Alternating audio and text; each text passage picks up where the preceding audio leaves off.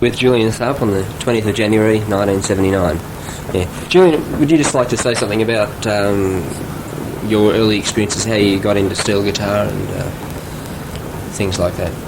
Well, if I hadn't had a guitar, I wouldn't have had anything to play with at Christmas, you know. And so that's the only thing we had around the house to play with was old musical instruments. And my brother had a guitar, and that was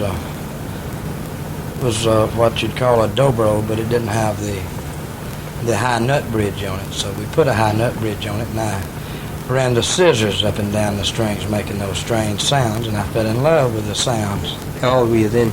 I was about 5 years old at the time. I used to lay it up on the edge of the bed and run the scissors up and down the string, standing up. So I was just barely tall enough to reach the edge of the bed that the guitar was laying on. So that's how I got started. Right. Did you actually, how long was it before you were sort of playing in a band?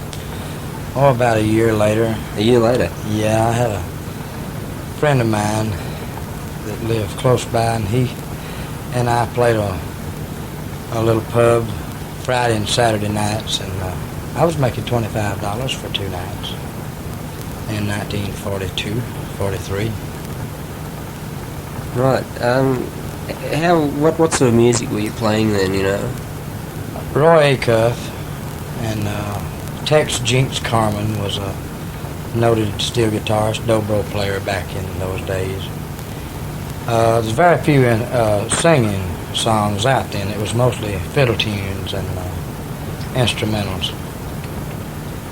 Back in the early days of the Grand Ole Opry, of course, they didn't have any singers. All they had was fiddle music and instrumental music. And now, times have changed quite a bit. They have no instrumental music and all singing music. Right. You were playing at that time in Alabama, was that right? Yeah, it's what we call L.A., Lower Alabama. And have you played most of your life in Alabama? No, not in Alabama. I played in Alabama up until 1959. Of course, I traveled with a band out of Alabama. We traveled to tri-states there, Georgia, Florida, and Alabama. For about 8 years, all the time I was going through high school, till I finished school. And then I moved to Georgia, Macon, Georgia, and stayed a year. Then I moved back to Florida and stayed 8 years. From there to Texas, and from Texas to Tennessee, from Tennessee back to Georgia, from Georgia back to Tennessee, and Tennessee back to Florida, Florida back to Alabama. Who are some of the people you've been playing with over those years? Oh, well, you wouldn't recognize the names of most, but the first band that I really ever played with, what I would call a real professional band, was Bobby Jones and the Pine Valley Gang, and that was a group I worked with 8 years. And I guess more than anybody else, they're responsible for my continuing to play the music because they gave me the support I needed to learn. And of course, I was fortunate to be able to work with them because they were noted to be the best band around at the time. And I was 15 then. And they gave me the time and the background music that I needed to play with too, because they played the real country music and gospel songs, and it gave me a good background to learn by. And from there I was with just club bands up until I moved to Texas, where I started work with Ray Price and the Cherokee Cowboys for about 5 years. When was that? That was in 67, 68, 69, 70, and 71. Then I went to Nashville, Tennessee, and worked with the Barbara Mandrell Show for 3 years. And then I got off the road and bought some nightclubs and lost everything I'd saved. So I started back playing clubs again. Right. And I'm happier playing clubs than I was running clubs. You can't run a club and play a club too, I found out. How about your ability to express yourself as a musician?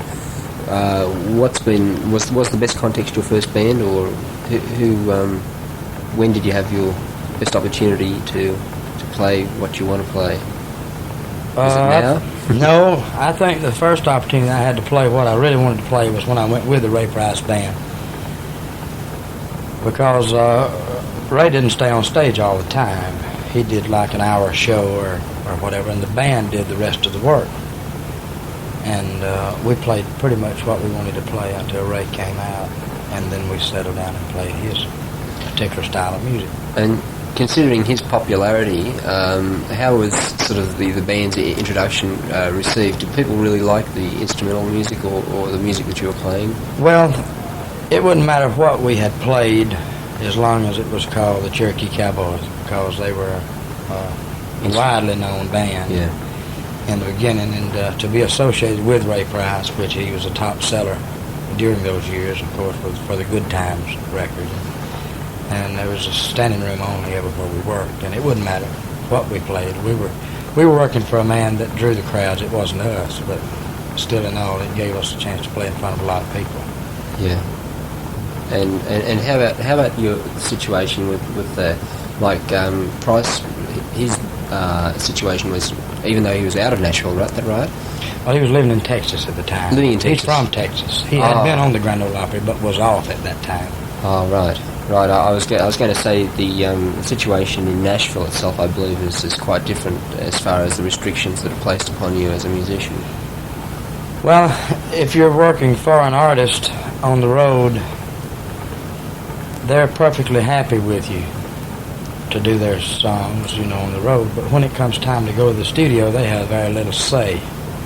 The producers and A&R men at the studios, they have their own little group that they use.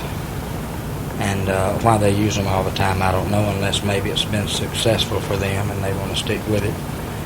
Or then maybe there might be a lot of money involved. I don't know. I say there might be, but I don't know. I've heard some talk around the edges of that a lot of the musicians might not be getting all that they're contracted to get, but there's no way anybody could ever prove that.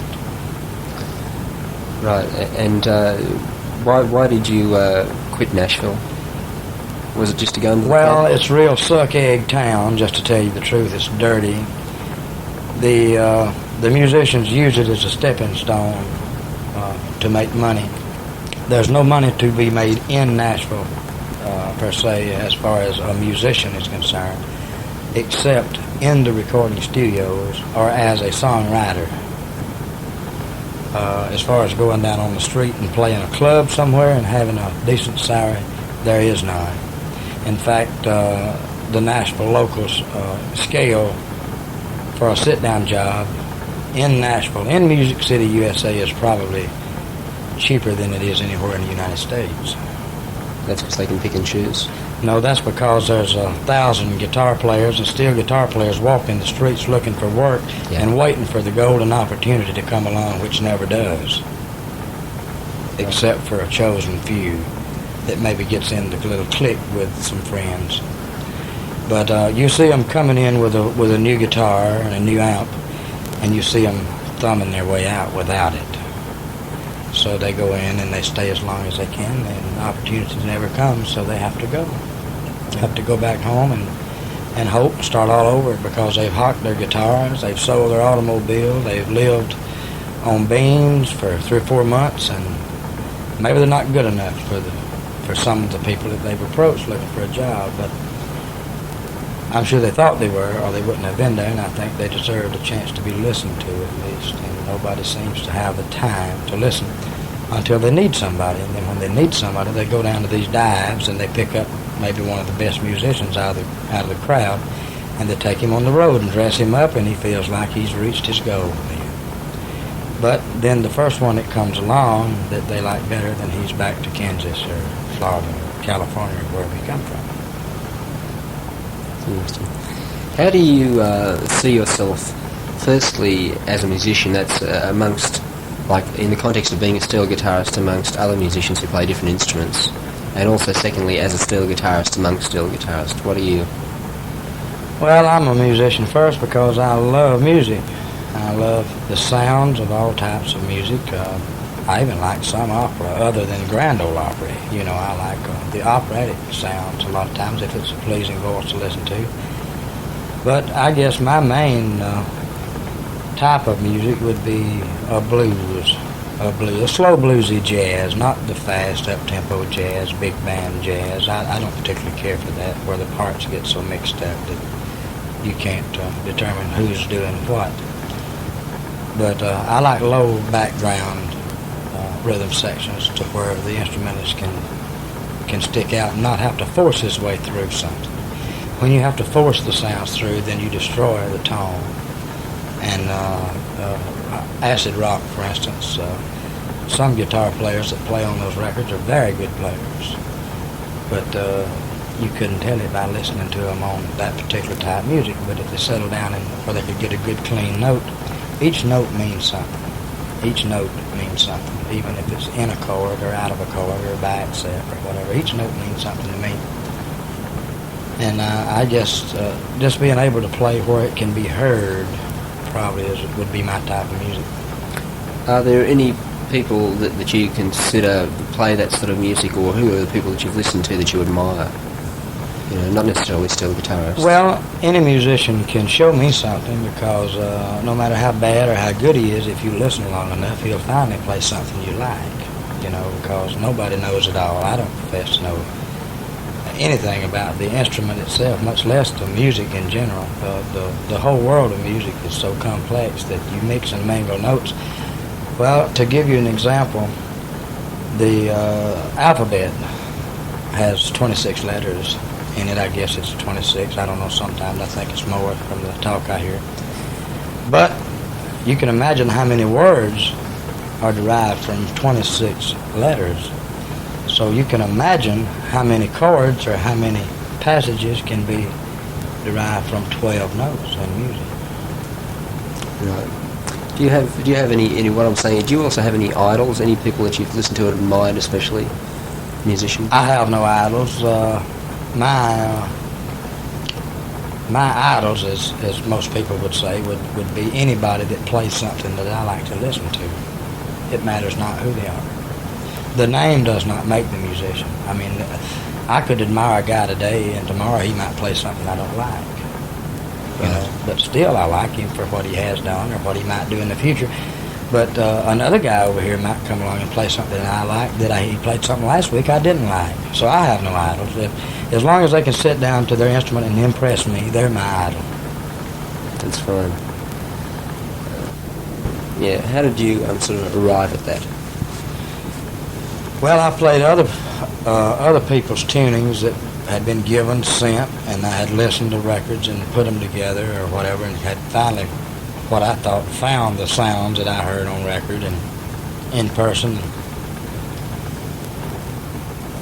But it was not full enough. The sound was not full enough for me. The bass notes were lacking. There were no bottom into them. But there's no bottom to a chord on an E9 tuning unless you put one on it, unless you depend on the bass player to do it or a piano player to hit a big chord behind you. And then your two little notes sticks out pretty good. They sound good while they're whining and you're running the bar up and down the strings. But if you're playing with somebody that's maybe not as hip as you are, maybe the bass man doesn't know what bottom note needs to go in a particular chord, somebody needs to play the note. So what I did, I added to the back of my guitar with bass strings. And if a bass man don't put the note there, then I do. And he knows it when it goes there. Next time it comes around to play that part, he tries to play that part because he doesn't want the roar sounding through the crowd thinking it's him doing it. Right. You've gone actually through a few developmental phases as far as your tuning goes, haven't you? Like, you have had different setups.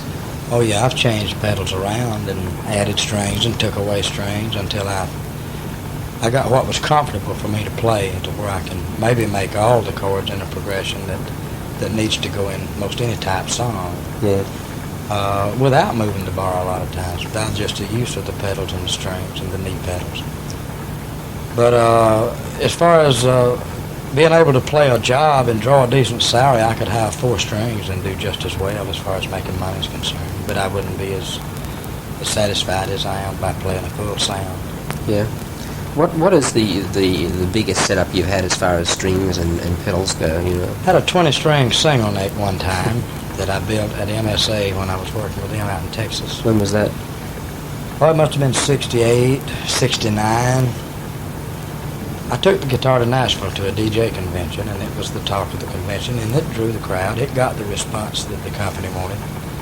And surprisingly enough, I could play the guitar.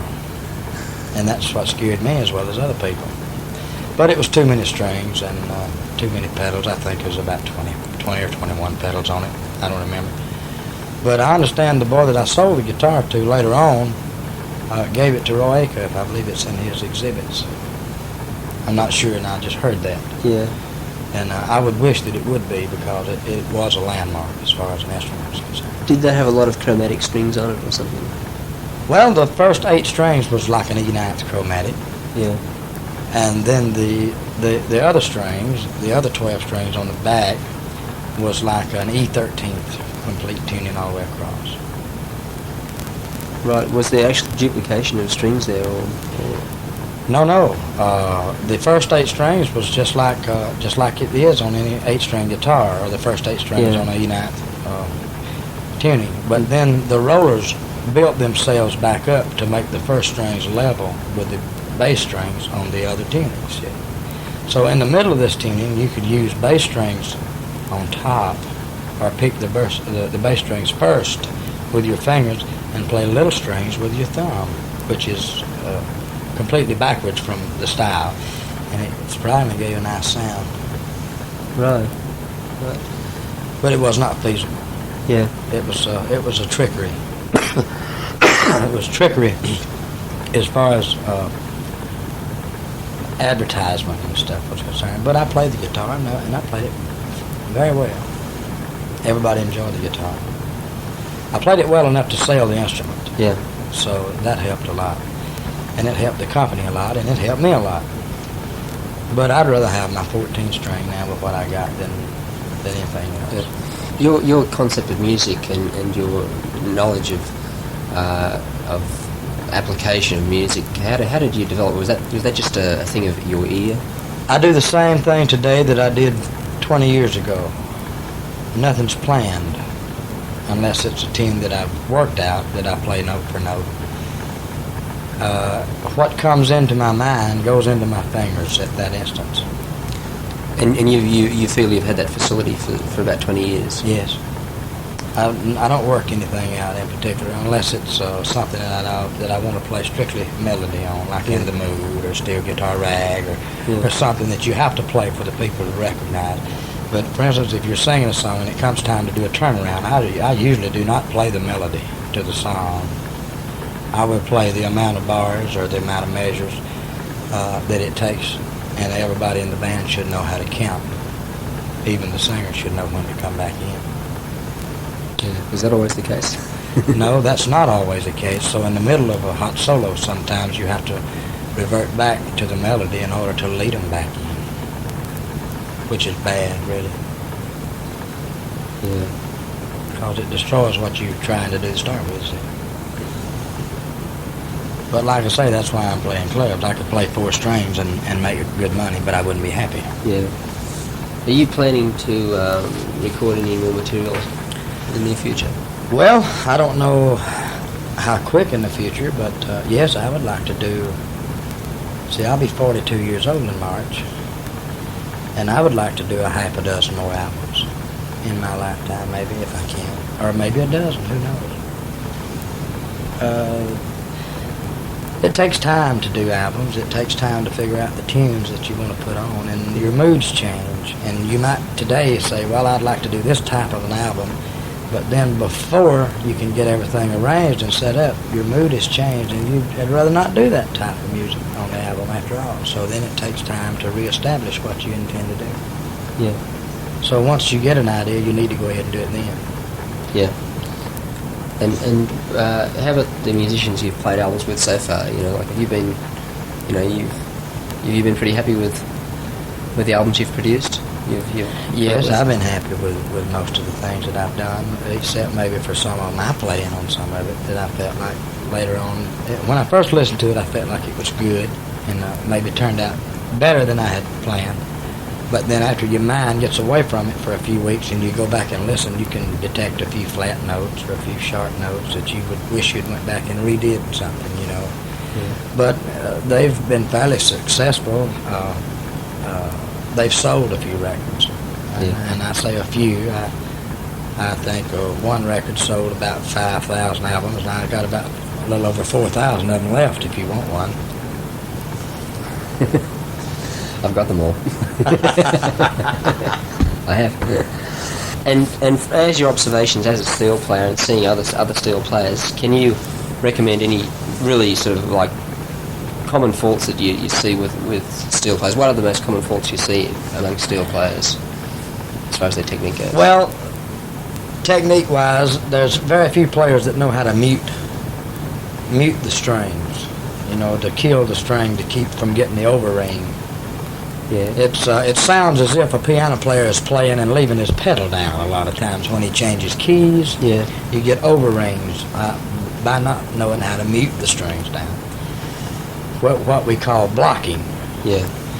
Or muting the strings after you hit a note you don't want it to sound, you kill it, and then you hit another note, and that's a pitfall that needs to be. You have to work on it to really do it right, and the blocking and muting of strings allows you to go into another passage, maybe just a half tone higher, and not have that overring a half tone lower. I've noticed that you also use your bar hand at times to, fingers behind your bar. You lift it up and mute sometimes. Lower bass strings. Yeah, sure, because you'll get that overring if you don't. Are they actually harmonic overtones? Not actually sounded like I thought that you were playing, and you were just stopping the bass strings from ringing sympathetically with the higher strings which you were playing. At times, I might have. Well, usually it's just to keep them from ringing at all, just to completely stop the sound. That's not even like I'm not talking that you've actually hit them. I'm just saying just to stop them from. Yeah, right. Yeah. Because the movement of the bar will make them sound. A lot of times the string is so live. That is a problem actually. I've found with extended range guitars with more than 10 strings. Yeah. Well, the thing is, if you're going to play a note, or 4 notes, or 10 notes, you need to play those notes. But when you don't want those notes played, they don't need to be sounding at all. Mm-hmm. So you need to stop them. And so you have to stop them with your palm on your right hand, or your outside of your hand. On the blocking over the pickup, you stop those strings, or you can stop them behind your bar as you move your bar around. Yeah. So the combination, you should never get an overtone or a string sounding that's not in what you're trying to do. But most of the techniques that I've seen, or the lack of technique in players, is their left hand is sloppy, very sloppy, sluggish. They don't go to the fret, they don't go to the line, they'll either stop behind it or above it. It'll be sharp or flat. And they realize this and they try to make up for it with all the wavering that they can with their bar. The Hawaiian type waver, which tends to let you play anywhere from a quarter tone back to a quarter tone up above the note. As long as you pass the note in between, then it sounds like you're playing on key, but you're not. I like somebody that can go directly to the note and play the note, and then if they want to waver the bar, fine. But let the note sound first. Well, that only really works, that wavering thing, for very slower songs. Like a lot of the modern picking, single note stuff, you can't get away with it. Well, those players that I'm talking about, they don't play the fast single string stuff at all because there'd be no use. They don't have time to waver the bar that much. Yeah. Right. That'd be awful slow playing the fast stuff. I'd hate to hear the steel guitar rag. Da da da da da. That's where it sounds. Yeah, right. How about, I've probably asked it for a lot of people I've interviewed, but have you got any advice to steel players that are sort of getting into it? What approaches they should take? How they should approach their music? Learn the instrument. Learn the instrument. And when I say learn the instrument, learn each note, how it's tuned, what each note on each string is in every fret, what notes go together to make the chord, and what notes you change to make additives of the chords, 6/7, 9s, or flat 5s, flatted 3rds, or flatted 9s, or major sevenths, minor sixths, minor sevenths. Learn that in one key, at least one key, everything that you can learn in one key, learn it, and then apply it to every key, every chord on that guitar. And once they do that, then they can play it. And they can play faster. I mean, in a shorter length of time. Yeah. And be able to pat their foot in time and march to the music. March to the music. Yes, in step. If they can't keep in step, then they can't play music. Right. That's fair enough. Thank you. You're welcome.